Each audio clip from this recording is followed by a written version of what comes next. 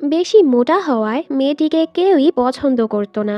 কিন্তু একদিন হ্যান্ডসাম এক ছেলের সাথে দেখা হওয়ার পর তার জীবনটাই বদলে যায়।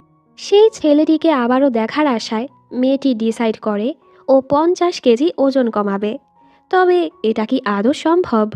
এরপর কি হতে চলেছে তা তো আমরা সামনেই দেখব। তো চলো কথা না বাড়িয়ে গল্পটা শুরু করা যাক। গল্পের নায়িকা হিমে বাবা মায়ের একমাত্র সন্তান। তো ছোটবেলা থেকেই ও খুবই আদরে বড় হয়েছে। যখন যেটা চেয়েছে বাবা মা সেটাই দিয়েছে। হিমে খাবার খেতে খুবই পছন্দ করে, যার ফলে একটা সময় হিমে খুবই মোটা হয়ে যায়। লোকজন ওকে অনেক কথাই শোনাতো।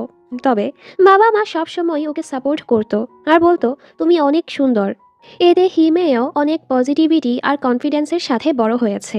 কলেজে পড়ার সময় কেউই ওর সাথে তেমন কথা বলতো না, সবাই ওকে আগলি আর মোটা বলতো। এসব শুনে হিমের কষ্ট তো হয়, তবে ওর মাঝে কনফিডেন্স যায় না। যাই হোক, কিছু বছর পর হিমে এক ফুড কোম্পানিতে চাকরির ইন্টারভিউ দিতে এসেছে। তবে রিসিপশনিস্ট হিমের নামটা শুনেই হাসতে থাকে, কারণ হিমে নামের অর্থ হলো প্রিন্সেস। লোক দুটো ওর উপর হাসতে থাকে যে এই শরীর নিয়ে এই নাম, এতে তো নামেরই অপমান করা হচ্ছে। হিমে এসব শুনতে পায়, তবে গায়ে লাগায় না। সব সময় এগুলো শুনতে শুনতে ও অভ্যস্ত হয়ে গেছে। এই সময় ওর বেস্ট ফ্রেন্ড কানাকো ওকে ডাকে। কানাকো ওর সাথে এসেছিল।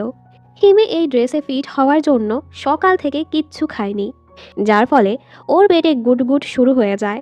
শব্দ শুনে তো সবাই হাসতে থাকে। এর উপর ও চেয়ারের ভেতরও আটকে যায়। কানাকো বলে তুমি এখানে বসো, আমি তোমার জন্য কিছু নিয়ে আসছি। এরপর হিমে মজায় মজায় খাচ্ছিল আর বলে আমিও একদিন এরকম চকলেট বানাতে চাই। বাহির থেকে পুরো ব্যাপারটা কোম্পানির সিওর ছেলে ফুজিসাকি দেখতে পায়। ও হাসে যে মেয়েটা কতটা পজিটিভ মাইন্ডের। হিমে তো এখানে চাকরিটা পায় না। কানাকো কোনোভাবে ওকে চেয়ার থেকে বের করে। এই চক্করে হিমে পায়ে ব্যথা পেয়ে যায়, তবে কিছুই বলে না। কানাকোর কাজ থাকায় ও বাড়ি চলে যায়।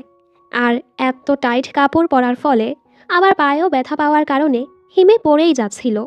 তখনই গল্পের হিরো ফুজিসাকি এসে হিমেকে ধরে ফেলে।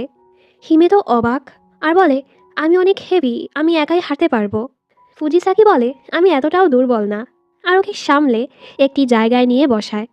ফুজিসাকি যেভাবে ওর খেয়াল রাখে, হিমে তো ওর প্রেমেই পড়ে যায়। কথায় কথায় এটাও বলে ও কোন ইউনিভার্সিটিতে পড়েছে। হিমের ফোনের কি চেইন আর কেসটা ও নিজেই বানিয়েছে। ও ক্রাফটে খুবই ভালো। ফুজিসাকিও এগুলোর প্রশংসা করে। হিমের পেটে আবারও শব্দ হলে ফুজিসাকি ওকে মিন্ট চকোলেট খেতে দেয়। হিমের কাছে সেটা খুবই ভালো লাগে। ফুজিসাকি ওকে দেখে হাসে। এরপর হিমের না করার পরও ফুজিসাকি ওকে সামলে